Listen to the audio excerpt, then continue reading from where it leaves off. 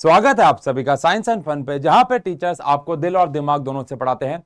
तो हम लोगों ने इस चैनल पे एक्सपेरिमेंट्स के साथ दोनों चैप्टर यानी कि चैप्टर 1 एंड चैप्टर 2 इलेक्ट्रोस्टैटिक्स के वन शॉट अपलोड कर दिए हैं। आज यानी कि 4 सितंबर को आप ये लेक्चर को देख रहे हैं। अगर आपने आज ही देख लिया इसको तो मुझे पता है आप लोगों के मन में सबसे पहली चीज ये होगी कि यार ये बंदा कितनी धीरे धीरे वन शॉट्स लेके आ रहा है। उसके लिए माफी चाहूंगा। करंट इलेक्ट्रिसिटी का वन शॉट आपको संडे या उससे पहले ही मिल जाएगा। मैं पूरी कोशिश करूंगा कि इसी लेक्चर के 2 दिन बाद यानी 6 या मैक्सिमम 7 तारीख तक मैं करंट इलेक्ट्रिसिटी का वन शॉट लेके आऊं, और प्रॉमिस करता हूं कि उसके बाद मैं आपके लिए वन शॉट बहुत ज्यादा फ्रीक्वेंसी में लेके आऊंगा। बहुत सारे कामों में बिजी था, बट ये कोई बहाना नहीं है, क्योंकि आप लोग भी हमारी प्रायोरिटी लिस्ट में टॉप पे हो। बस अब से वन शॉट आपके पास रेगुलर आते रहेंगे। लेकिन आज हम लोग, जैसा कि वादा किया था कि फर्स्ट और सेकंड चैप्टर करने के बाद हम लोग आपके लिए बहुत प्यारे प्यारे एक एक क्वेश्चन, हीरा है एक्चुअली, एक एक क्वेश्चन नहीं होना चाहिए, क्वेश्चन होना चाहिए, बट भावनाओं को समझो। हर एक क्वेश्चन यहाँ पे या तो बोर्ड में आ रखा है या उसके आने के पूरे पूरे चांसेस हैं, है ना। ज्यादातर सवाल यहाँ पे एमसीक्यू हैं, बट आप सबको पता है अगर हम देखो डेरिवेशन ऑब्वियसली बात है मैं यहाँ नहीं लेके आया हूँ। डेरिवेशन भी एग्जाम में आती है, चाहे वो फर्स्ट चैप्टर के सबसे इंपॉर्टेंट डेरिवेशन में अगर बात करूं तो एक शीट हो गई, एक वायर हो गई गॉस थ्योरम की मदद से, या फिर इलेक्ट्रिक पोटेंशियल हो गया डायपोल के लिए, इलेक्ट्रिक फील्ड हो गया डायपोल के लिए, कैपेसिटेंस हो गया डाइलेक्ट्रिक स्लैब के साथ, या पैरेलल प्लेट कैपेसिटर, या एनर्जी स्टोर। तो डेरिवेशंस तो अपने आप में इंपॉर्टेंट है। टॉर्क की डेरिवेशन बहुत इंपॉर्टेंट है, लेकिन हम यहाँ पे क्वेश्चंस कराने के लिए आए हैं, डेरिवेशंस के लिए नहीं। तो इसीलिए ज्यादातर सवाल एमसीक्यू हैं, सब्जेक्टिव भी आएंगे बट मोस्टली सवाल एमसीक्यू हैं, क्योंकि न्यूमेरिकल्स में कोई फर्क पड़ता नहीं है, क्योंकि आपको उसको सॉल्व तो करना ही होगा, है ना। और अब हमारा 50 से भी ज्यादा % हिस्सा न्यूमेरिकल एमसीक्यू फॉर्म में होने वाला है, तो इसीलिए क्यों ना उसकी भी प्रैक्टिस थोड़ा सा की जाए। चलिए तो शुरुआत करते हैं। मैं चाहूंगा अगर आप लोग दोनों चैप्टर्स के वन शॉट देख चुके हो विद एक्सपेरिमेंट्स, तो थर्ड वाले में बहुत ज्यादा एक्सपेरिमेंट होने वाले हैं, उसका भी इंतजार करना, 2 दिन में आ रहा है। लेकिन अगर आप वन शॉट देख चुके हो तो हर एक क्वेश्चन पे आपको वीडियो को रोकना है, उसको खुद से सवाल को बनाना है, फिर आगे चाहे स्किप करके जैसा भी आपको अच्छा लगे आंसर मैच कर लेना है। बट अगर आपने आज तक इलेक्ट्रोस्टैटिक्स के कोई सवाल नहीं बनाए हैं तो फिर आप साथ साथ देख भी सकते हो, तो ये बात ध्यान रखना है। चलिए तो सबसे पहला सवाल हमारे पास आ रहा है, an electric dipole of length. आपको एक इलेक्ट्रिक डायपोल दे रखा है जिसकी लेंथ, जिसको हम 2a या फिर l जो भी आप कह लो, 0.02 मीटर दे रखी है। मैं समय बचाने के लिए कैलकुलेशंस कैलकुलेटर्स पे कर लूंगा। यहां पर अगर किसी में जरूरत पड़ी तो मैं यहां पे पहले से ही कैलकुलेटर ओपन कर लेता हूं ताकि हमारा टाइम बच जाए, ठीक है। And placed at an angle of, उसको कितने डिग्री के एंगल पर रखा गया है, 30 degree, with an electric field, और इलेक्ट्रिक फील्ड भी आपको दे रखी है 2 × में 10 की पावर 5 न्यूटन पर coulomb. If the dipole experiences torque of, अरे भाई साहब सब कुछ दे दिया, टॉर्क भी दे दिया, 8 × में 10 की पावर -3 न्यूटन मीटर। तो आपको बताना है कि उस पर चार्ज क्या होगा। बहुत सिंपल सा सवाल लग रहा है, क्यों? क्योंकि टॉर्क का फॉर्मूला हम सबने पढ़ा हुआ है, PE sin थीटा होता है। फॉर्मूला पता है तो क्वेश्चंस कुछ भी नहीं होने वाले हैं। टॉर्क हमारे पास कितना दे रखा है, 8 × में 10 की पावर -3। P होता है Q × में लेंथ ऑफ द डायपोल, जिसको आप 2a या L जो मर्जी कह लो, और E हम लोगों को गिवन है। E हमारे पास है 2 × में 10 की पावर 5, और साइन पे हमारे पास साइन 30 डिग्री आ जाएगा। तो यहाँ पे 8 × में 10 की पावर -3 आ गया। चार्ज हम लोगों को निकालना है, डिस्टेंस हमारे पास 0.02 है। यहाँ पे हमारे पास 2 × में 10 की पावर 5 है, और साइन 30 की वैल्यू 1/2 होती है, तो ये तो हमारा कैंसिल हो गया। तो यहाँ से चार्ज हमारे पास आ गया 8 × में 10 की पावर -3 अपॉन में, इसको मैं लिख सकता हूँ 2 × में 10 की पावर -2 × में 10 की पावर 5, तो है बेसिक मैथ्स हो गई। इसको इससे काट दिया तो 4 आ गया, और इसको इससे काटा तो 3 आ गया, 3 से 3 हमारे पास ऊपर जाके 6। तो चार्ज की वैल्यू समझ गए क्या हुआ? नहीं समझे तो समझाता हूं। यहां पे आ गया हमारे पास 10 की पावर 3, तो ये आ गया 4 × में 10 की पावर -6 कूलम, और ऑप्शन यहाँ पे माइक्रो में दे रखे हैं, तो माइक्रो हमारा आंसर हो जाएगा, विच इज 4 माइक्रो कूलम, यानी कि 10 की पावर -6। तो कैलकुलेटर की भी जरूरत नहीं पड़ी। तो बेसिक सवाल है, अगर आपको फॉर्मूला आता है तो क्वेश्चन हो जाएगा, कोई दिक्कत नहीं है। अगले सवाल पे आते हैं। The magnitude of electric field due to a point charge at a distance 4 मीटर। अगर डिस्टेंस 4 मीटर है तो इलेक्ट्रिक फील्ड आपको दे रखी है 9 न्यूटन पर कूलम। अगर सेम चार्ज के लिए इलेक्ट्रिक फील्ड जो है 16 न्यूटन पर कूलम चाहिए हो, तो बताओ कितनी दूरी पे जाना होगा। तो इसको मैं E2 बोल देता हूं, तो ये R2 हो जाएगा, ये E1 या R1, समझ गए। इतने डिस्टेंस पे इतनी इलेक्ट्रिक फील्ड है, तो बताओ इतनी इलेक्ट्रिक फील्ड कितने डिस्टेंस पे होगी, चार्ज सेम है। बहुत सिंपल है, दो इक्वेशन बना के इसको सॉल्व कर लेंगे। तो E1 क्या होगा बोलो, के क्यू बाय R1 का स्क्वायर, क्योंकि इलेक्ट्रिक फील्ड होता है k q by r square, potential होता तो के क्यू बाय आर हो जाता है ना। इलेक्ट्रिक फील्ड सेकंड वाले के लिए क्या हो जाएगा, के क्यू बाय R2 का स्क्वायर। अब अगर मैं दोनों का रेशो निकालता हूं, यानी कि E1 बाय E2 का रेशो, ऐसे क्वेश्चंस में हमेशा रेशो निकाला करो, समय बच जाएगा। तो क्या आ जाएगा, के क्यू से के क्यू कैंसिल, ऊपर चला जाएगा हमारे पास R2, नीचे आ जाएगा हमारे पास R1, इसका होल स्क्वायर। अब पहले वाले की इलेक्ट्रिक फील्ड आपके पास 9 है, दूसरे वाले की इलेक्ट्रिक फील्ड आपको 16 चाहिए, है ना भाई। R2 हमारे पास हमें निकालना है और R1 हमारे पास है 4। आई होप आपको पता हो, इस पूरे का होल स्क्वायर है, तो ये भी किसी का स्क्वायर बन रहा है, किसका, 3/4 का होल स्क्वायर बन रहा है, और ये R2/4 का होल स्क्वायर बन रहा है। तो इससे ये कैंसिल, 4 से 4 कैंसिल, तो R2 हमारे पास बेसिकली 3 मीटर सीधा सीधा कैलकुलेशन का आ जाएगा। तो कैलकुलेशन भी ज्यादा मुश्किल नहीं आ रही है, आप देख सकते हो। मैंने, अगर आपने वन शॉट देखे हैं और पिछले लेक्चर्स कभी देखे हैं हमारे, तो हमने हमेशा बोला हुआ है, 11th में भी बहुत बार बोला है कि जब एग्जाम में न्यूमेरिकल आते हैं, खासकर बोर्ड में 10th और 12th में, तो कैलकुलेशन और डायग्राम बेस्ड सवाल बहुत कम होते हैं। मतलब जहां पे बहुत खतरनाक कैलकुलेशन हो या बहुत कॉम्प्लेक्स डायग्राम बनाना, पहले आया करते थे। अब बोर्ड को समझ में आ गया कि मैं यार साइंस के बच्चे से कैलकुलेशन क्यों करवाऊं, है ना, फिजिक्स के बच्चे से कैलकुलेशन क्यों करवाऊं। तो बेसिक कैलकुलेशन के ऊपर सवाल आते हैं। पूरे पेपर के अंदर एक या दो, मैक्सिमम 2 सवाल ऐसे मिल सकते हैं जिनकी कैलकुलेशन मुश्किल हो, अदरवाइज बहुत कम चांसेस हैं। अच्छा सवाल है, चलिए अगले पे आते हैं। 2 identical small conducting balls B1 and B2, इन पे ये चार्ज दे रखा है आपको। तो जो B1 बॉल है उस पे जो चार्ज है, मैं से Q1 मान रहा हूं, जो -7 पिको कूलम है, और जो B2 बॉल है उस पे जो चार्ज है Q2, उसको, उसकी वैल्यू है +4 pico coulomb. They are brought in contact with a third identical ball B3 and then separated. If the final charge on each ball is इतना, the initial charge on B3, आओ समझते हैं क्या लिखा हुआ है। आप सबको शायद पता होगा कि अगर हमारे पास एक B1 बॉल है, एक B2 बॉल है, ठीक है, और हमने क्या किया, with third identical ball B3 and then separated, हमने क्या किया, एक थर्ड बॉल के साथ इसको कांटेक्ट में लेके आए, ठीक है ना। यहां पे एक थर्ड बॉल है B3, इसके साथ कांटेक्ट में लेके आए तीनों को। अब कह रहे if the final charge on each ball, final charge उन सब पे -2 पिको कूलम का है, तो बताओ B3 पे इनिशियल चार्ज क्या था। जब बॉडीज आइडेंटिकल होती हैं तो शायद आपको पता हो चार्ज इक्वली डिस्ट्रीब्यूट होता है, क्योंकि सेकंड चैप्टर में आपको चार्ज डिस्ट्रीब्यूशन पढ़ाया था जो कैपेसिटेंस के डायरेक्टली प्रोपोर्शनल होता है।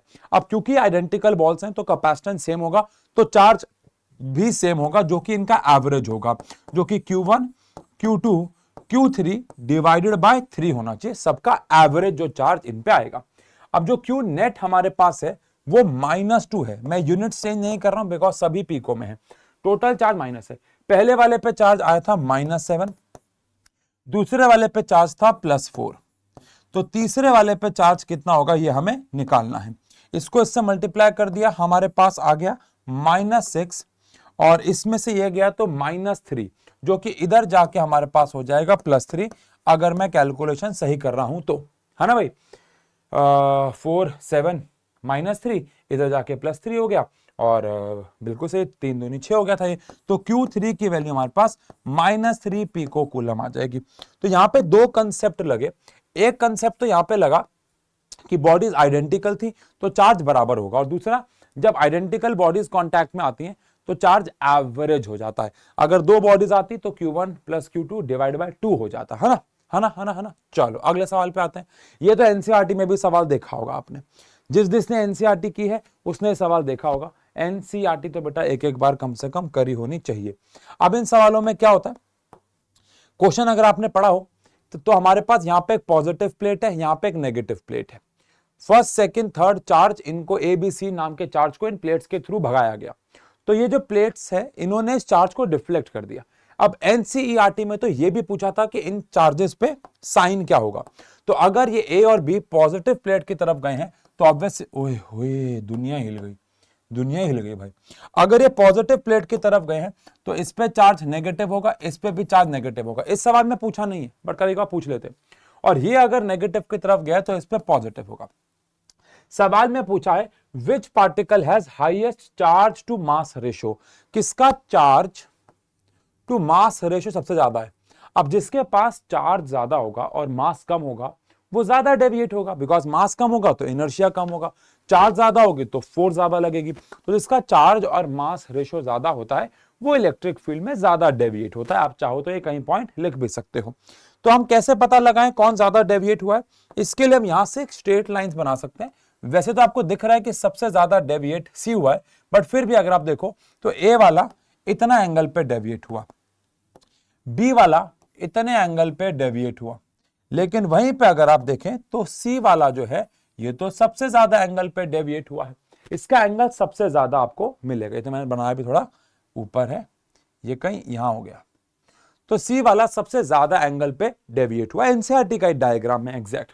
तो सी वाला सबसे ज्यादा एंगल पे डेविएट हुआ है, इसका मतलब उस पर चार्ज सबसे ज्यादा होगा और मास सबसे कम।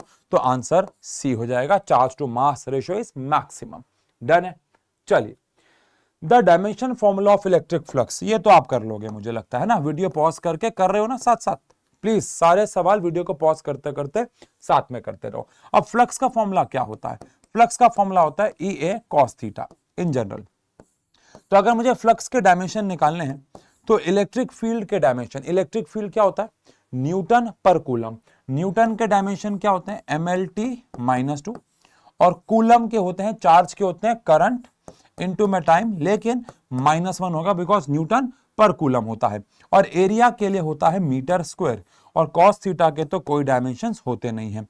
तो m तो m रहेगा, l और यहां पे l स्क्वायर तो l क्यूब हो जाएगा, t और यहां पे t की पावर -1 तो t की पावर -3 हो जाएगा, a की पावर -1 हो जाएगा। अब आंसर मैच कर लेते हैं, m l3 t की पावर -1 a की पावर माइनस, तो ये हमारे पास b आ गया।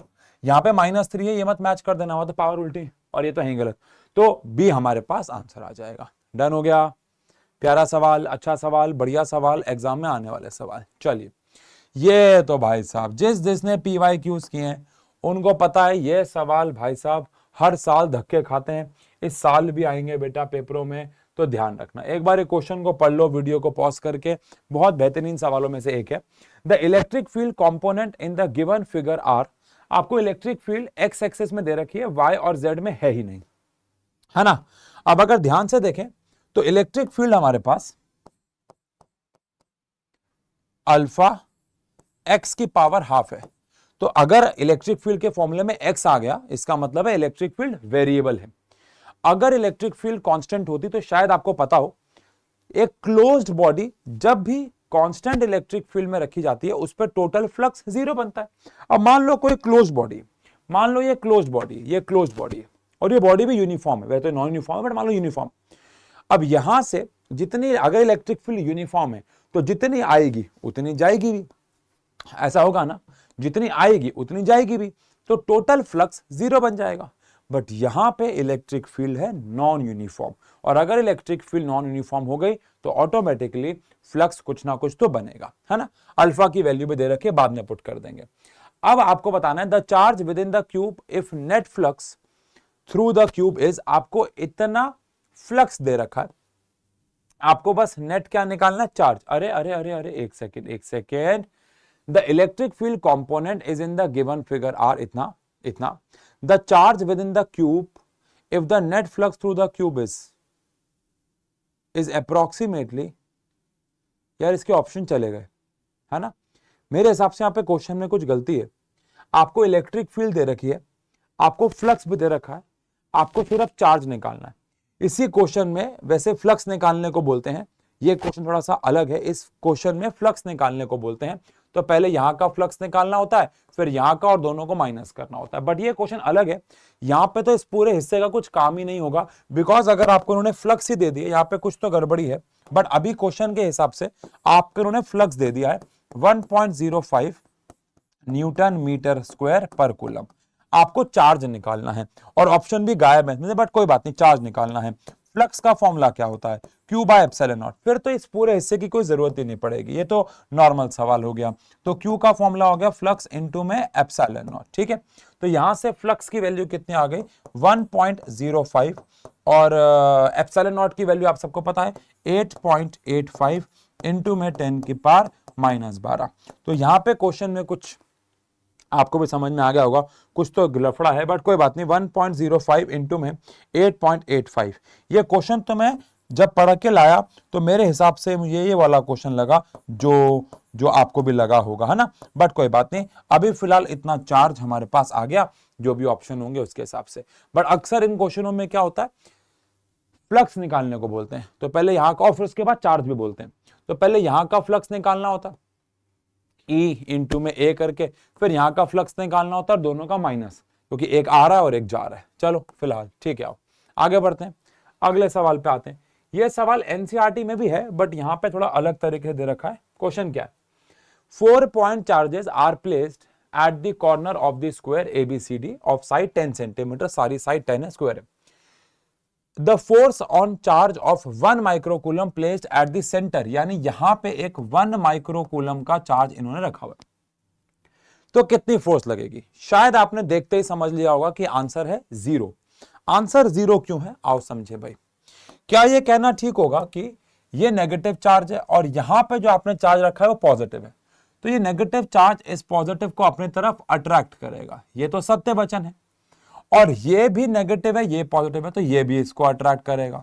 और बड़ी कमाल की बात है, अगर ये स्क्वायर है तो ये डिस्टेंस और ये डिस्टेंस बराबर होगा, और ये चार्ज बराबर है। तो भैया फोर्स का फॉर्मूला क्या होता है? K Q1 Q2 by R square. दोनों का Q1 Q2 बराबर है, R भी बराबर है। तो यहां पे अगर फोर्स F हुई तो यहां पे भी F होगी, तो कैंसिल हो जाएगी। अब यहां देखो, ये प्लस है, तो ये वाला इसको रिपेल करेगा, ये प्लस है, ये वाला इसको रिपेल करेगा। अगेन चार्ज बराबर है, तो ये वाली फोर्स अगर F डैश है तो ये भी F डैश होगी, तो सारी फोर्सेस एक दूसरे को कैंसिल आउट कर देंगी, तो आंसर 0 आ जाएगा। समझ गए? एनसीईआरटी में भी एक सिमिलर सा सवाल दे रखा है, तो बहुत सिंपल है, क्वेश्चन को देख के घबराना नहीं है, आंसर 0 है। डन। चलिए अगला सवाल।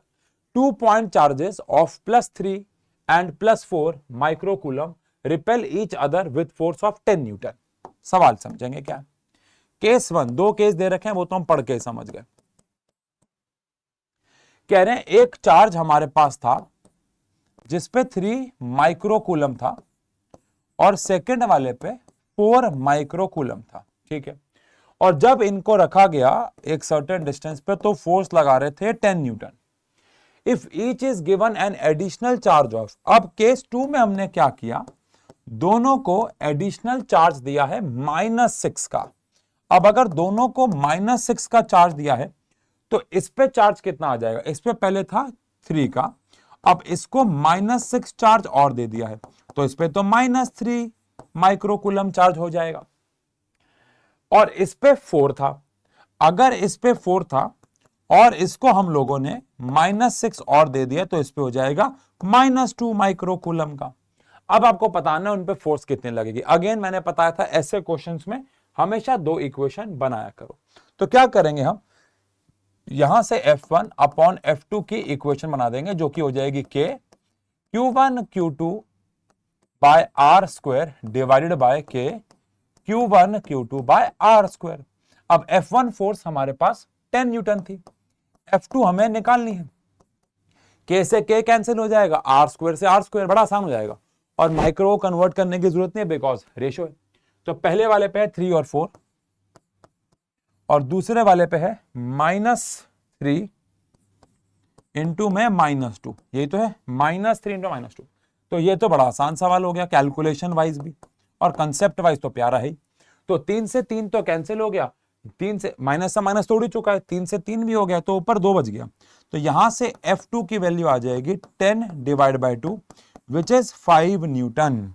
अब क्वेश्चन को पढ़ के लग रहा था कि अगर चार्ज और दिया है तो फोर्स बढ़ेगी, बट एक्चुअली नेगेटिव चार्ज दिया है तो फोर्स आ गई 5 न्यूटन। बहुत ही प्यारा सवाल, मैं इसे मानूंगा। डन है, पक्की बात। चलिए अगले सवाल पे चलते हैं। अगला सवाल क्या कह रहा है भैया? अगला सवाल कह रहा है, ध्यान से पढ़ना इसको, वीडियो को पॉज करके। A charge plus Q is placed at the origin. ठीक है, एक चार्ज प्लस क्यू ओरिजिन पे यहां पे पड़ा हुआ है, यहां पे। The work done in taking a charge q from A to B, A to B, तो ए पॉइंट से आप उसको बी पॉइंट पे लेके जा रहे हो, कितना होगा? सुनो, बहुत ही प्यारा सवाल है। वर्क डन का फॉर्मूला होता है चार्ज इनटू में चेंज इन पोटेंशियल होता है। वर्क डन का फॉर्मूला होता है चार्ज इनटू में चेंज इन पोटेंशियल होता है। ठीक है, तो वर्क डन निकालना है। जो चार्ज लेके जा रहे हैं वो कौन सा है? वो है कैपिटल क्यू, है ना? हाँ, और पोटेंशियल में चेंज कितना होगा? तो आंसर है पोटेंशियल फाइनल जो कि बी का होगा माइनस पोटेंशियल इनिशियल जो कि ए का होगा। ठीक है, अब एक पॉइंट चार्ज के लिए पोटेंशियल का फॉर्मूला क्या होता है? K q by are. तो के क्यू छोटा है और बी पॉइंट पे जो डिस्टेंस है वो देखो 0b, यानी कि बी दे रखा है, अगर नहीं दिख रहा है सॉरी, तो ये बी डिस्टेंस है बिकॉज 0b कोऑर्डिनेट्स, और ये a0 है तो ये वाला डिस्टेंस a है। तो यहां पे आ जाएगा हमारे पास के क्यू अपॉन में b माइनस के क्यू अपॉन में a। ठीक है जी, अब यहां से के क्यू आ गया, यानी के क्यू कॉमन आ गया, तो 1 upon B minus 1 upon A.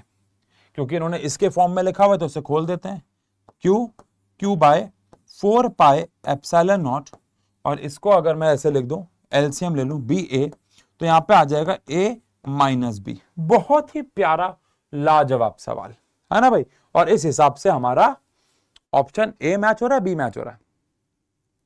Option A. देखो यहां पे बस फर्क है ए माइनस बी का और बी माइनस ए का, तो फाइनल माइनस इनिशियल करते हैं क्योंकि आप ए से बी गए हो। तो ये भी ध्यान रखना है कि आपको V B minus V A करना होगा, तो उस हिसाब से आंसर हमारा ए आ जाएगा। मैं कहूंगा प्यारा सवाल है, बहुत ही प्यारा सवाल है।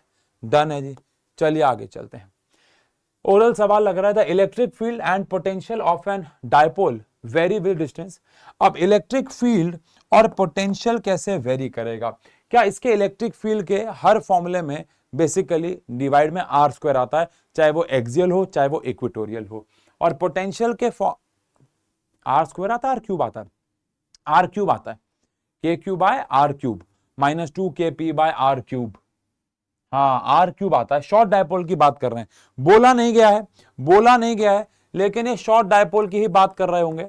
शॉर्ट, क्योंकि भैया जिस तरीके के ऑप्शन दे रखे हैं, ऑप्शन में कहीं पे भी ए नहीं है, यानी लेंथ ऑफ द डायपोल का डिस्टेंस नहीं है, आबा नहीं है, तो ऑब्वियसली शॉर्ट डायपोल की बात कर रहे होंगे।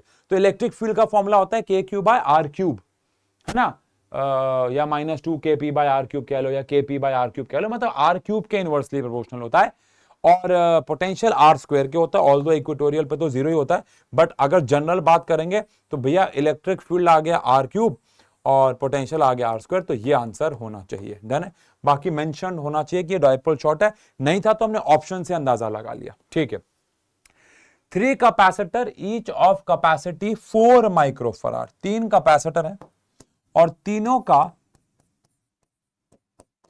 कैपेसिटेंस 4 माइक्रोफराड है। सही है, डन है। हमें इसको इस तरीके से कनेक्ट करना है कि हमें नेट कैपेसिटेंस 6 माइक्रोफराड मिल जाए। ऐसे क्वेश्चन 10th में भी आया करते थे जब कुछ रजिस्टर देते थे और नेट लगाना होता था, है ना? अब अगर ये 4 के हैं और मुझे 6 चाहिए, तो ऑब्वियस सी बात है कि मैं तीनों को सीरीज या तीनों को पैरेलल में तो नहीं लगा सकता। कैसे लगा दूंगा? 3 ही तो है, तो तीनों को सीरीज और तीनों को पैरेलल में तो नहीं लगा सकता। तो इसके लिए क्या करते हैं? इसके लिए पहले बात तो हिट एंड ट्रायल मेथड भी आप यूज कर सकते हो, बट कई बच्चे ओरली भी सॉल्व कर लेंगे, जैसे मैंने कर लिया तो आप भी कर लोगे। बट अगर आपसे नहीं होता है तो अलग अलग कॉम्बिनेशन में लगा के इसको हिट एंड ट्राई करो तो ज्यादा बेहतर होगा। जैसे कि मैं यहाँ पे 2 को लगा रहा हूं ऐसे सीरीज में। ये सवाल वैसे पहले भी सॉल्व कर चुका हूं मैं पेड बैच के अंदर, तो मुझे इसका आंसर याद भी आ गया था, टू बी वेरी ऑनेस्ट, है ना? तो यहाँ पे 4 आ जाएगा, यहाँ पे 4 आ जाएगा और यहाँ पे भी 4 आ जाएगा। अब इससे क्या होगा देखो, 4 और 4, क्योंकि याद, अच्छा 4 और 4 8 मत बोल देना, सीरीज में उल्टा होता है, सीरीज में उल्टा होता है। तो 4 और 4 1/4 प्लस 1/4 पैरेलल वाला फॉर्म लगता है। अगर वन शॉट देखा है तो ये 2 आ जाएगा, और ये भाई साहब हमारे पहले से ही 4 हैं। अब पैरेलल में ऐड होता है तो 4 और 2 कितना हो जाएगा, 6 हो जाएगा, 6 हो जाएगा। तो 2 को सीरीज में लगाना है, 1 को पैरेलल, सबको सीरीज में लगा दें, सबको पैरेलल में लगा दें। Connecting 2 in series and 1 in parallel, तो आंसर है थर्ड, आंसर है थर्ड। सही है क्या, डन है क्या? चलिए अगले पे आते हैं, अगले पे आते हैं। क्या सवाल पूछ रहा, आ जाओ। एक कैपेसिटर है 40 माइक्रोफराड का, और हमने उसको कनेक्ट किया 3000 वोल्ट से। डिफाइब्रिलेटर, ये एक्चुअली में ना वो होता है, एक मशीन होती है, इसकी प्रोनाउंसिएशन शायद मैं गलत बोल रहा हूं, बट वो एकदम से झटका देते हैं ना, एकदम झटका देते हैं, ऐसा कुछ पल्स जनरेटर कह लो, जो भी है, चलो खैर वो तो बायो है। The energy stored in the capacitor is send through the patient during a pulse of duration. जो भी एनर्जी इसने स्टोर करी, वो सारी की सारी एनर्जी हमने एक पेशेंट को 2 मिली सेकेंड में दे दी। 2 मिली सेकेंड का मतलब हो गया 10 की पावर -3 से मल्टीप्लाई कर दिया। तो पावर बताना है, अरे तो बड़ा आसान है, पहले तो एनर्जी निकाल लो। एनर्जी का फॉर्मूला हाफ CV² आ गया, हाफ CV² आ गया। सी कितना है 40, इंटू में 10 की पावर -6, कन्वर्ट करना पड़ेगा अब, है ना। और V कितना है 3 इंटू में 10 की पावर 3, इसका स्क्वायर आ गया। सही जा रहे हैं, तो ये आ गया, इससे इसको काट दो तो 20 आ गया, 10 की पावर -6 आ गया, और इसको कर दो तो ये आ गया 9, और 10 की पावर ये भी 6 आ गया। ये तो कैंसिल हो गया, तो 9 इंटू 2 कितना होता है भैया 18, तो 180 जूल आ गया। ये तो एनर्जी आ गई, पर हमें तो पावर निकालना है, एलकेजी का सवाल बचा। पावर का फॉर्मूला क्या होता है, एनर्जी अपॉन टाइम। एनर्जी है हमारे पास 180, और टाइम हमारे पास कितना है, टाइम हमारे पास है 2 इंटू में 10 की पावर -3, इससे इसको काटा तो 90 इंटू में 10 की पावर 3, आंसर आ गया।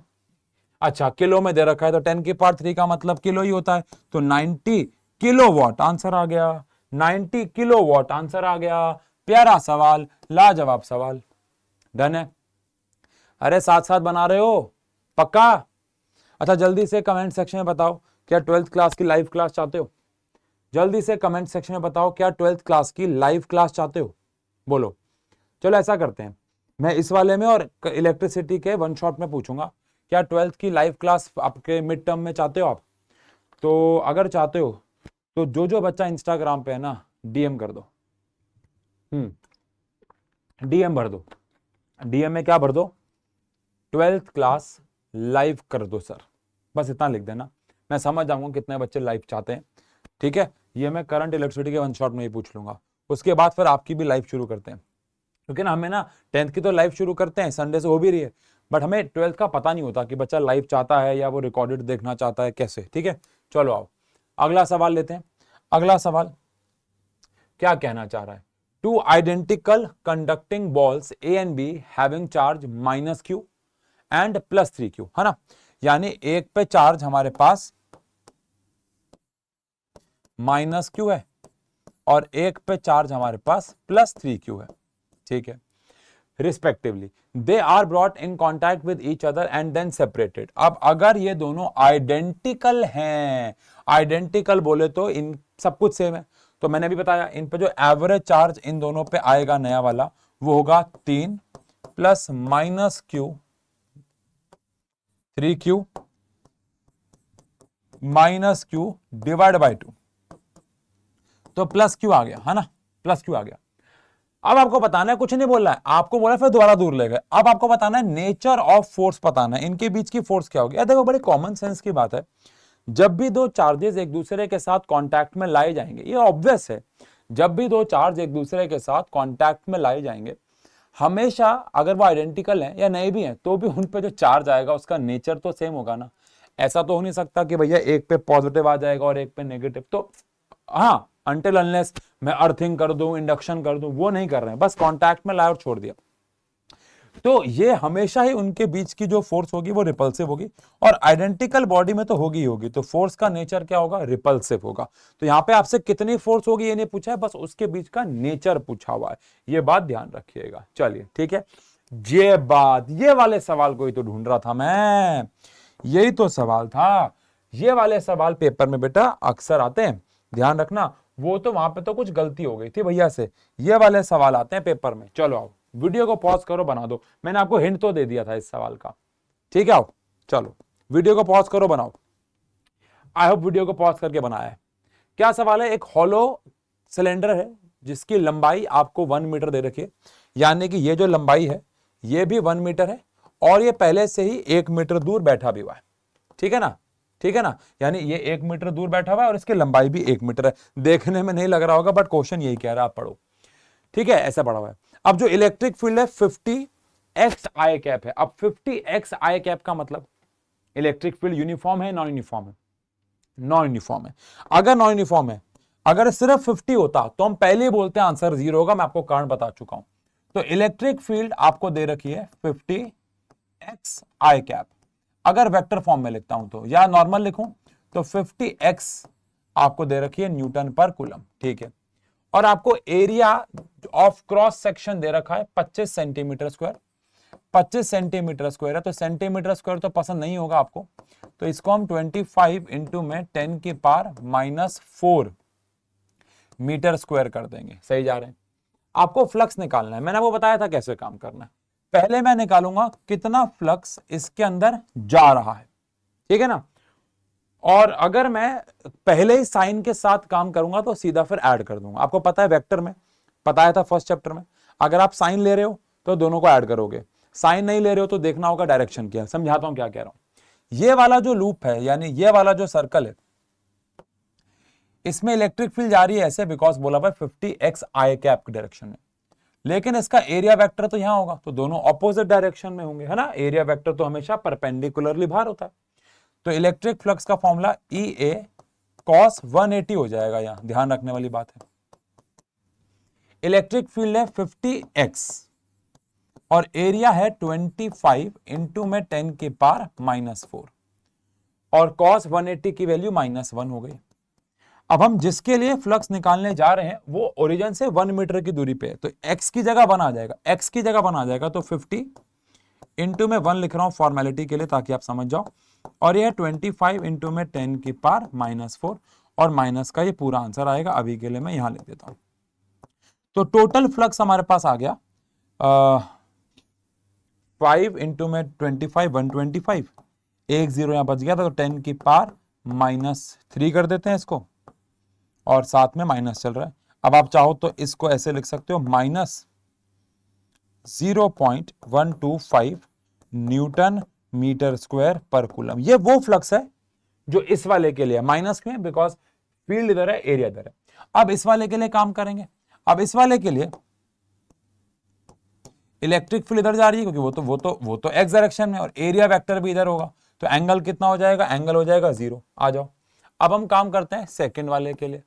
फॉर्मूला वही है EA cos थीटा, सही है। E कितना है, 50x है, एरिया वही है 25 इंटू में 10 की पावर -4, और cos 0 डिग्री है, इस बार cos 0 1 होता है। ये मैं कह रहा था, जब मैं यहाँ पे थीटा ले चुका हूं तो अब मुझे फ्लक्स को बस ऐड करना है ना, क्योंकि मैं डायरेक्शन कंसीडर कर चुका हूं, तो वो ऑटोमेटिकली माइनस हो जाएंगे। लेकिन यहाँ पे x क्या लेंगे, ये वाला 1 मीटर दूरी पे था, लेकिन ये वाला सर्कल 1 + 1 टोटल 2 मीटर की दूरी पे है, ये ध्यान रखना। तो जो भी पिछला हमारा फ्लक्स आया था उसके ऑब्वियस सी बात है मैथ्स के हिसाब से दुगना आ जाएगा। तो आ जाएगा, ये आया था 0.125, तो ये आ जाएगा 0.25, है ना, 0.25 या 250 कह लो newton metre square coulomb inverse. तो अगर आपको टोटल फ्लक्स निकालना है तो ऑब्वियस सी बात है फ्लक्स 2 प्लस फ्लक्स 1, जो कि बेसिकली माइनस ही होंगे, तो 0.250 प्लस -0.125, जो कि माइनस ही होंगे, तो अल्टीमेटली 0.125 न्यूटन मीटर स्क्वायर पर कूलम ये फ्लक्स आ जाएगा। तो ये देखा जाए तो हमने इसका पार्ट 1 कर दिया। आई होप आपने भी यही किया हो। अब पार्ट 2 में क्या कह रहे हैं, पार्ट 2 में कह रहे हैं कि टोटल चार्ज निकाल दो। अब फ्लक्स आ गया तो चार्ज निकालना तो बहुत आसान है। तो मैं एक्चुअली इस क्वेश्चन की बात कर रहा था जो पीछे था। अब फ्लक्स का जो फॉर्मूला है उसका फॉर्मूला होता है Q बाय एप्सिलॉन नॉट। तो फ्लक्स कितना है 0.125। चार्ज हमें निकालना है, यहां पे कैलकुलेशन संभाल लेना, 8.85 10 की पावर -12 है। तो यहां पे चार्ज हमारे पास आ जाएगा 0.125 इनटू में 8.85, जो भी मल्टीप्लाई करके आएगा देख लेना यार, 10 की पावर -12, इतना कूलम हमारे पास चार्ज आ जाएगा। तो प्यारा सवाल है, और ऐसा ही सवाल एनसीईआरटी में बहुत है, एग्जाम में भी आते हैं, बोर्ड में भी आते हैं। ये बोर्ड में आया हुआ ही सवाल है। डन है, पक्की बात है। चले आगे, डन। चलो आओ, क्या सवाल कह रहा है भाई, देखो सवाल कह रहा है a negative charged object x, पहले ही बता दिया आपको कि एक्स जो है वो नेगेटिव है, ठीक है, एक्स जो है वो नेगेटिव है, is repelled by another charge Y, Y से रिपेल हो रहा है। अब देखो अट्रैक्ट अनचार्ज बॉडी भी हो सकती है, इंडक्शन से पढ़ाया था, लेकिन रिपेल तो ये तभी होगा जब इस पे भी नेगेटिव होगा और कुछ चांस ही नहीं है, ठीक है ना। However an object Z is attracted by Y, लेकिन Z जो है वो Y से अट्रैक्ट हो रहा है। अब अगर ये अट्रैक्ट हो रहा है तो इस पे हो सकता है पॉजिटिव हो, लेकिन ऐसा भी तो हो सकता है ना कि इस पे कोई चार्ज ना हो, क्योंकि जब कोई चार्ज नहीं होता तब भी आप अट्रैक्ट हो सकते हो इंडक्शन से। तो ये तो पक्का है इसमें नेगेटिव नहीं होगा, क्योंकि ये इससे अट्रैक्ट हो रहा है। पॉजिटिव भी हो सकता है और जीरो भी हो सकता है ना भाई, पॉजिटिव, नेगेटिव, न्यूट्रल और पॉजिटिव। हाँ, तो आंसर है सी, यानी कि ये न्यूट्रल भी हो सकता है या पॉजिटिव भी हो सकता है, बिकॉज ये वाई से अट्रैक्ट हो रहा है। बेसिक चीज है, बेसिक चीज है। चलो आओ, अच्छा सवाल है, दाढ़ी वाले सर इंस्टाग्राम पे सवाल कराया भी था, बच्चों को बहुत पसंद आया था, ये एग्जाम में भी काफी अलग अलग तरीके से आता है। क्वेश्चन क्या है, in an experiment 3 microscopic latex sphere sprayed into a chamber and become charged with charge, उन पे चार्ज था 3 का, 5 का, -3 का। All the 3 spheres comes in contact, एक साथ कांटेक्ट में आए। आपको बताना है इनमें से अब उन पे क्या क्या चार्ज पॉसिबल हो सकता है। यहां बिल्कुल नहीं बता रखा है कि वो आइडेंटिकल है नहीं है, तो ये सवाल वो नहीं है जो आप सोच रहे हो जो अभी हम कर रहे थे। ये सवाल क्या है, देखो चार्ज कितना था, +3e +5e -3e, तो ये कैंसिल, तो टोटल चार्ज जो हमारे पास है Q टोटल वो +5 है। अब इनमें से कौन से ऐड होके +5 आ रहा है, वो आंसर है, because charge can neither be created nor be destroyed, तो टोटल चार्ज तो उतना ही रहेगा। लेकिन ये तो पक्का है कि आंसर सी तो हो नहीं सकता, बिकॉज यहाँ पे 3.5 और 5.5e लिखा हुआ है, इलेक्ट्रॉन कभी आधा नहीं हो सकता है। अब इनमें से किसमें से 5 आ रहा है, नहीं इसमें से तो ऐड करके -4 आ रहा है, 6 और 6 12 होता है, 12 में से 7 गए तो 5 आता है, बिल्कुल आता है, बिल्कुल आता है। तो ये भी आंसर नहीं है, क्यों, -1 4, तो ये बी आंसर हो गया, क्योंकि बी को भी ऐड करके आपको +5 ही मिलेगा। +5 शायद यहां भी नहीं, यहां भी नहीं मिल रहा है, मिल भी रहा होता तो भी आंसर ना होता, बिकॉज 3.5 और 5.5 है, इलेक्ट्रॉन कभी पॉइंट में हो ही नहीं सकता है। डन है, डन है, प्यारा सवाल है मेरे हिसाब से, बहुत प्यारा सवाल है। चलिए अच्छा सवाल, a given graph shows variation of charge Q versus potential difference V, तो ये Q है ये V है। For 2 capacitors C1 and C2, both the capacitors have same plate separation, दोनों का प्लेट सेपरेशन सेम है, बट प्लेट एरिया C2 का greater than C1 है। C2 के लिए प्लेट एरिया A2 बोल रहा हूं, और C1 के लिए प्लेट एरिया C1, कह रहे दोनों के बीच में सेपरेशन तो सेम है, लेकिन सेकंड वाले कैपेसिटर जो भी C2 है, मतलब उसका प्लेट का एरिया ज्यादा है। तो बताना है इनमें से कौन सी लाइन C2 को रिप्रेजेंट कर रही है और कौन सी C1 को। सबसे पहली बात, कैपेसिटेंस का फॉर्मूला क्या होता है, एप्सिलॉन नॉट A/D, दोनों का एप्सिलॉन और D तो सेम है, बचा A। अब जिसका A ज्यादा होगा उसका कैपेसिटेंस ज्यादा होगा, तो ये तो क्लियर है कि C2 ज्यादा हो गया C1 से, ये तो क्लियर है, ये तो पक्का है। अब इस ग्राफ में से कौन सा कैपेसिटेंस ज्यादा है, तो भैया Q/V का जो ग्राफ होता है इसके स्लोप से हमें C मिलेगा, है ना भाई। कैसे, Q/V इज C, तो इसके स्लोप से हमें C मिलेगा। अब किसका स्लोप ज्यादा है, यहां पे किस वाले ग्राफ का स्लोप ज्यादा है, तो आंसर है A का स्लोप ज्यादा है एज कंपेयर टू B के। तो ए वो वाला कैपेसिटर है जिसका कैपेसिटेंस ज्यादा होगा। अब कैपेसिटेंस ज्यादा किसका है? 2 का। इसका मतलब ए जो है वो उसको C2 रिप्रेजेंट, या C2 को ए, जो भी कह लो, मतलब ए से C2 रिप्रेजेंट हो रहा है और बी से C1। कंफ्यूज हो गए? आओ दोबारा समझ लेते हैं। क्वेश्चन में साफ साफ बोला हुआ है, एरिया अलग है बस। तो A2 का एरिया ज्यादा है A1 से, तो उसका कैपेसिटेंस भी ज्यादा हो जाएगा बिकॉज डायरेक्टली। अब ग्राफ के हिसाब से ज्यादा कैपेसिटेंस किसका? ए का। तो फिर ए जो है वो C2 है और बी जो है वो C1 है। सिंपल सवाल है। डन? ओके, चलिए अगला सवाल। प्यारा सवाल लग रहा है, आओ चेक करें क्या है भाई।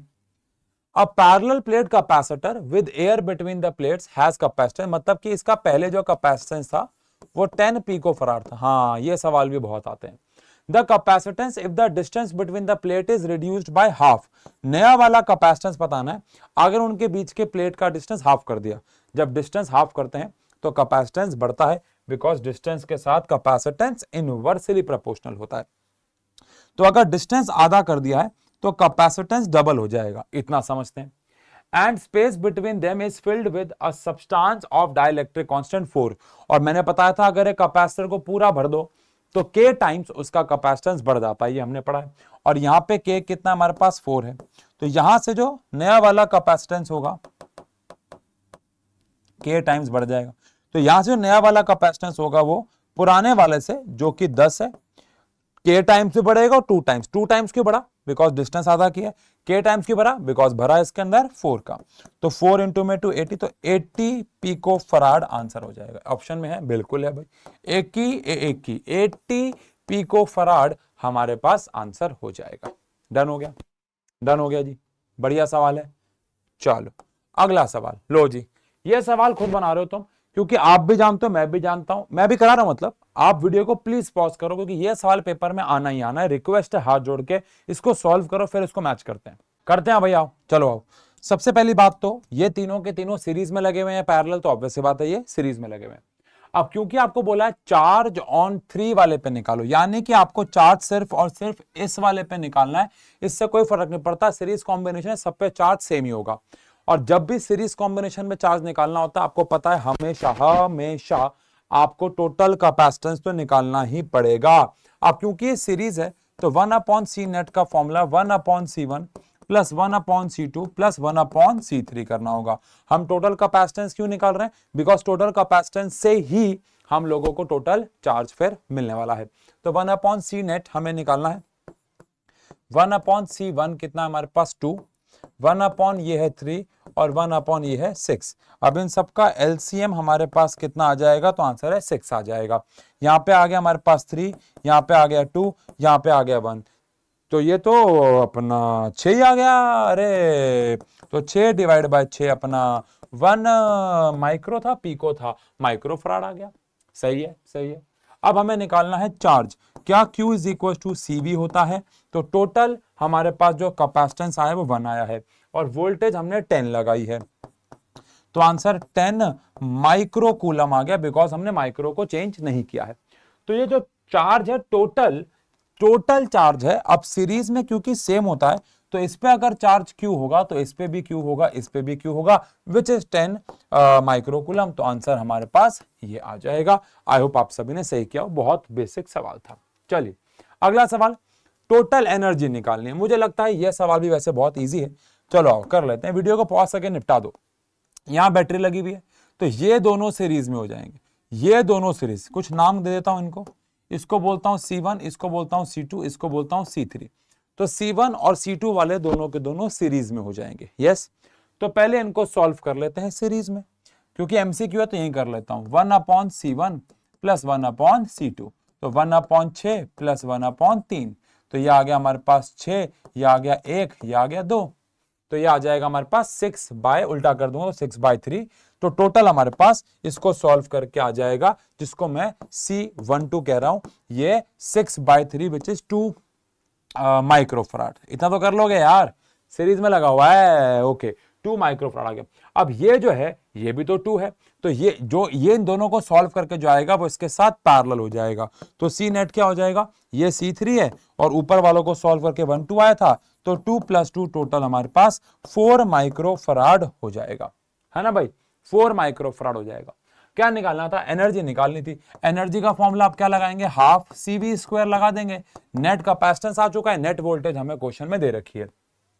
नेट कैपेसिटेंस हमारे पास कितना है? 4 है। और वोल्टेज हमारे पास कितनी है भैया? 2 है। तो 2 का स्क्वायर, इसको इससे काटा, 2 आ गया भैया, 2 आ गया। यहां पे हमारे पास 4 आ गया, 8 माइक्रो जूल आ गया। ऑप्शन है क्या? बिल्कुल है, 8 माइक्रो जूल आ गया। माइक्रो क्यों? बिकॉज हमने कन्वर्ट नहीं किया है, ऑप्शन में भी माइक्रो ही था, इसलिए जान के कन्वर्ट नहीं किया है। डन है, पक्की बात है। चलिए आगे बढ़ते हैं, अगले सवाल पे आते हैं। एक इलेक्ट्रिक डायपोल को रखा गया है नॉन यूनिफॉर्म। हमारे सिलेबस में हमने इलेक्ट्रिक डायपोल को रखा था यूनिफॉर्म इलेक्ट्रिक फील्ड में। जब भी डायपोल को यूनिफॉर्म इलेक्ट्रिक फील्ड में रखते हैं तो उस पर टॉर्क तो लगता है, वो भी जब वो 0 डिग्री पे या 180 पे ना हो, लेकिन फोर्स तो कभी लगती ही नहीं। लेकिन यहां पे हमने उसको नॉन यूनिफॉर्म पे रखा है, यानी कहीं पे फील्ड स्ट्रांग होगी तो कहीं पे वीक होगी। इसका मतलब है कहीं पे फोर्स ज्यादा होगी, कहीं पे फोर्स कम, तो नेट फोर्स भी लगेगी और टॉर्क भी लगेगा, क्योंकि इलेक्ट्रिक फील्ड नॉन यूनिफॉर्म है। तो torque must be non zero, नहीं तो both may be non zero, है ना, दोनों जीरो भी हो सकते हैं, बट ऐसा भी हो सकता है कि वो नॉन जीरो भी हो। बहुत सिंपल सा सवाल था, ठीक है। अच्छा, अब अगर आपने थर्ड चैप्टर नहीं किया है तो अभी आप ये सवाल नहीं कर पाओगे, तो मुझे ये सवाल नहीं लेके आना चाहिए था, बिकॉज थर्ड चैप्टर में व्हीटस्टोन अरेंजमेंट होता है एक टॉपिक। अगर आपने थर्ड चैप्टर किया हुआ है तो ये सवाल समझ में आ जाएगा, नहीं किया हुआ है तो ये सवाल समझ में नहीं आएगा। ये एक व्हीटस्टोन अरेंजमेंट है जिसमें ये वाला और ये वाला कैपेसिटर ऐसे लगे हुए हैं। अगेन आप इस सवाल को स्किप कर दो अभी के अभी, अगर आपने थर्ड चैप्टर किया ही नहीं है बिल्कुल भी। और बीच वाला कैपेसिटर, यानी ये हमारा हो गया C4 और ये हो गया हमारा C1, और बीच वाला कैपेसिटर लगा हुआ है ऐसे, विच इज C2, और फिर साइड में हमारे दो कैपेसिटर लगे हुए हैं विच इज C3 एंड ये C2 है, तो ये लगा हुआ है C3 एंड C5, जो भी है मतलब, ठीक है ना। अब जिसने थर्ड चैप्टर किया, अब क्योंकि ये वाले ये वाले ये वाले ये वाले बराबर हैं, सब आइडेंटिकल हैं, सब 4 हैं, तो बीच वाले के होने ना होने से कोई फर्क नहीं पड़ेगा, तो ये हट जाएगा, है ना। Balancing condition of Wheatstone. तो ये 4 है, ये 4 है, सीरीज में सॉल्व करेंगे, 4 और 4 का सीरीज 2 आ जाएगा, 4 और 4 का सीरीज 2 आ जाएगा, 2 और 2 4 होता है, आंसर 4 आ जाएगा। ओरल सवाल है, अगर थर्ड चैप्टर आता है तो, अगर थर्ड चैप्टर नहीं आता है तो ये सवाल नहीं कर पाओगे, छोड़ दो, ठीक है, डन है। आगे बढ़ते हैं। अच्छा देखो, अभी पीछे एक सवाल किया था, उस सवाल के अंदर अगर आपने नोटिस किया हो तो यहां का डिस्टेंस और यहां का डिस्टेंस A था, यहां का B था, तो ये हमारे पास आंसर आया था।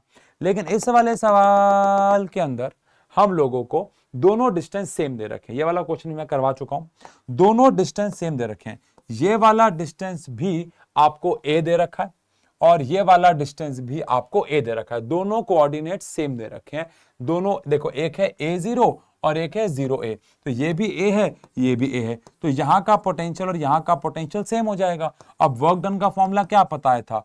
चार्ज इनटू में चेंज इन पोटेंशियल। अब चेंज इन पोटेंशियल यानी कि पोटेंशियल डिफरेंस तो है ही नहीं, क्योंकि यहां का भी सेम है, यहां का भी सेम है, तो भैया अगर पोटेंशियल डिफरेंस ही नहीं है तो वर्क डन 0। कितना प्यारा सवाल है, सेम कंसेप्ट के ऊपर सवाल, लेकिन भावनाएं बदल गई, बिकॉज डिस्टेंस सेम है तो पोटेंशियल भी सेम होगा, पोटेंशियल सेम होगा तो कोई एक्स्ट्रा वर्क नहीं करना होगा। चलो एक बार ये सवाल पढ़ो और इसका आंसर दो ईमानदारी से, जल्दी से।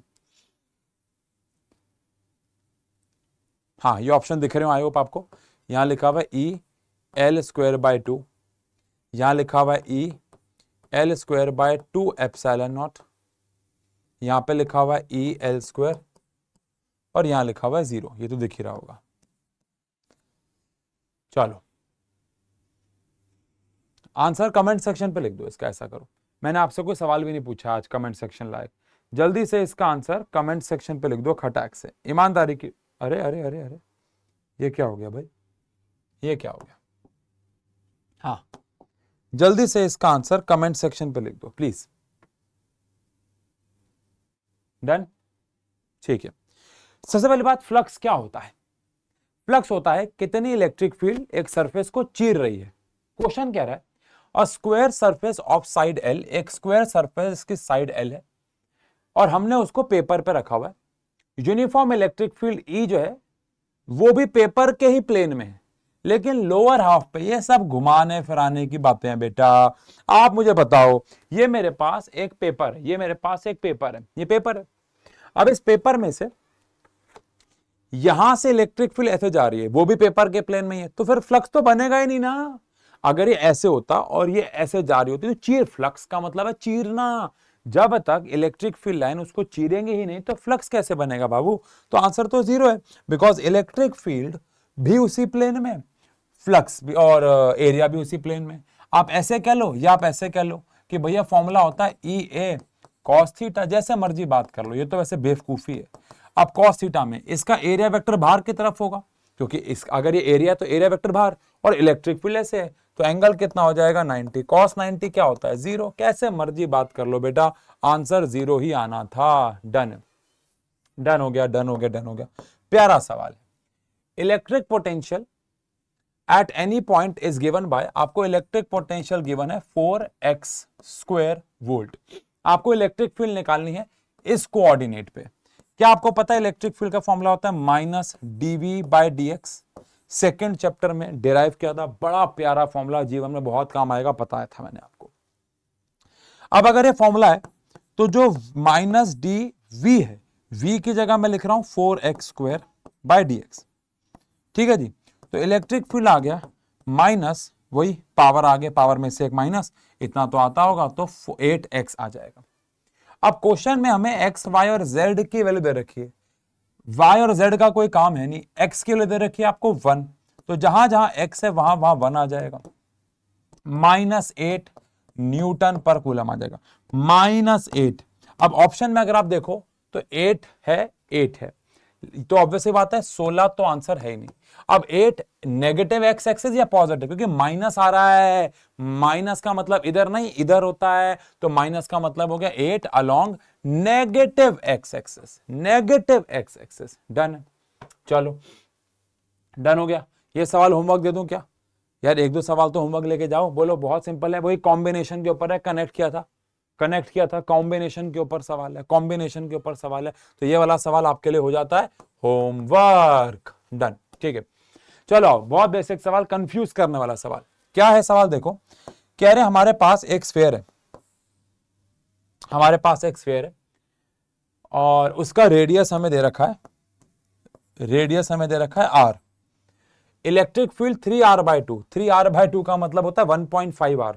तो 1.5r पे यानी बाहर आपको इलेक्ट्रिक फील्ड दे रखी है E दे रखी है, E, सही है। तो बताना है इलेक्ट्रिक फील्ड r/2 पे, तो r/2 तो अंदर है, और अंदर इलेक्ट्रिक फील्ड होती है 0, अंदर इलेक्ट्रिक फील्ड होती है 0, अंदर इलेक्ट्रिक फील्ड होती है 0। बन जाओगे हीरो अगर ये सारे सवाल बना लिए तो। आंसर है 0 बेटा, ध्यान रखना, सारे क्वेश्चन आज ही बता दिया, हीरा है बेटा, एक एक क्वेश्चन हीरा है। चलो देख लो ये वाला क्वेश्चन, अच्छे अच्छे बच्चे कंफ्यूज होते हैं इस सवाल में, कर दो जल्दी से। अच्छे अच्छे बच्चे सोचते हैं क्या सवाल आ गया ये पेपर में, जब बोर्ड में आता है तो कर दो, वीडियो को पॉज करो, कर दो, कर दिया। चलो, क्या आपको याद है मैंने आपको पढ़ाया था -dv/dx में यह माइनस साइन क्या रिप्रेजेंट करता है? तब भी बताया था, बहुत इंपॉर्टेंट है। माइनस साइन रिप्रेजेंट करता है कि in the direction of electric field potential decreases, यानी इलेक्ट्रिक फील्ड की डायरेक्शन में पोटेंशियल गिरता चला जाता है। इलेक्ट्रिक फील्ड की डायरेक्शन में जाओगे पोटेंशियल कम होता चला जाएगा, पोटेंशियल गिरता चला जाएगा। तो यहां पे इलेक्ट्रिक फील्ड इधर जा रही है, तो अगर पोटेंशियल गिरता चला जाएगा तो पोटेंशियल बी का सबसे ज्यादा होगा, उसके बाद सी का, और उसके बाद ए का। अगर आप नीचे आ रहे हो तो कुछ नहीं होता, मान लो यहीं पे एक पॉइंट होता डी, तो डी और सी का बराबर होता। लेकिन आप इलेक्ट्रिक फील्ड की डायरेक्शन में अगर जाओगे तो हमेशा पोटेंशियल जो है वो गिरेगा। तो मैक्सिमम पूछा है तो मैक्सिमम ऑब्वियस सी बात है बी का हो जाएगा, मिनिमम पूछा होता तो ए का हो जाता। सिंपल है, डन है, ओके। ये है भाई साहब दमदार सवाल, दमदार सवाल, आज का हीरो सवाल है, ठीक है, आज का हीरो सवाल है, और आखिरी सवाल भी है, आज का हीरो और आखिरी सवाल, ठीक है। अच्छा, मैं आज सिर्फ एमसीक्यूज पे ज्यादा मैंने फोकस किया, अगर आपको सब्जेक्टिव क्वेश्चन भी चाहिए तो बताना, मैं एक सेशन और लेके आऊंगा। लेकिन अभी के लिए हम करंट इलेक्ट्रिसिटी का वन शॉट डाल रहे हैं 2 दिन के बाद। 2 दिन के बाद अगर आप ही आज ही देख रहे हो जब ये डला यानी 4 सितंबर को, तो 6 सितंबर तक मैक्सिमम 7 तक करंट इलेक्ट्रिसिटी का बहुत बेहतरीन वन शॉट विद एक्सपेरिमेंट डल जाएगा।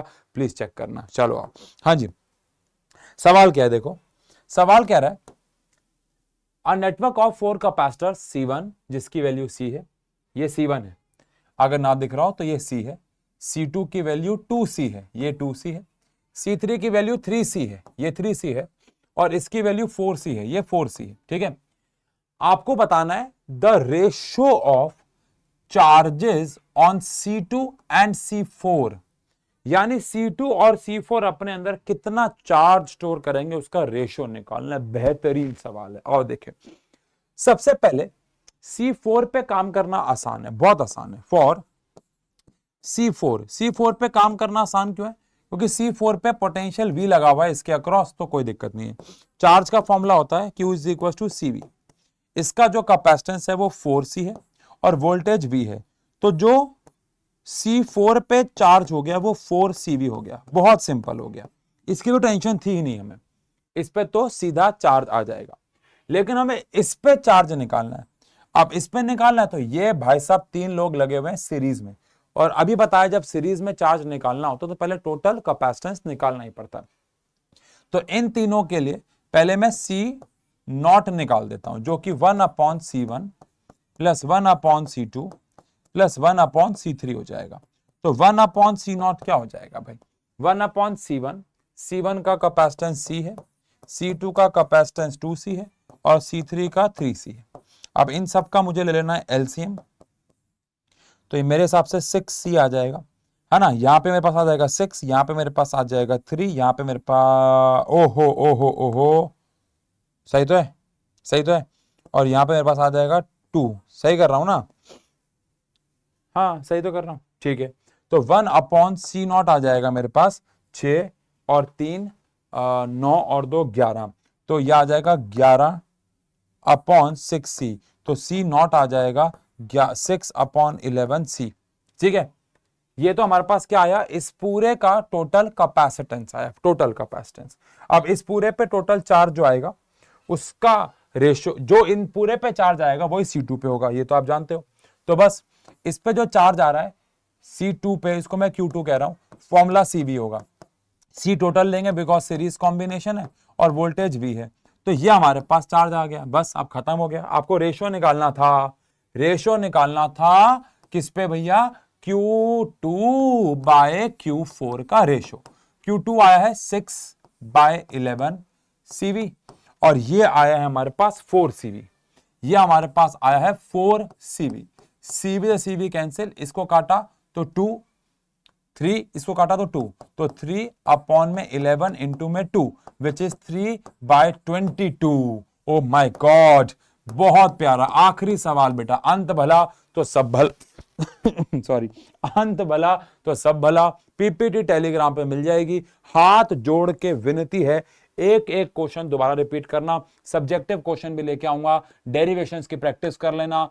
3rd चैप्टर पे तभी चलना, बिकॉज इलेक्ट्रोस्टैटिक्स को फाइनल कर लो, तभी इलेक्ट्रोडायनेमिक्स यानी कि चार्ज को मोशन में पढ़ने का मजा है। और 2 दिन बाद आ रहा है। अगर आप इसको लेट देख रहे हो तो जाओ चेक कर लो, आ गया होगा। बहुत दिल से बहुत बेहतरीन वन शॉट बनाया है और अब जल्दी जल्दी वन शॉट आएंगे। माफी चाहूंगा, लाइक कर देना, गाली मत देना, लाइक कर देना। ठीक है, लेट हुआ मुझे पता है, अब नहीं होगा, देर आए दुरुस्त आए। मिलते हैं, thank you so much, thank you.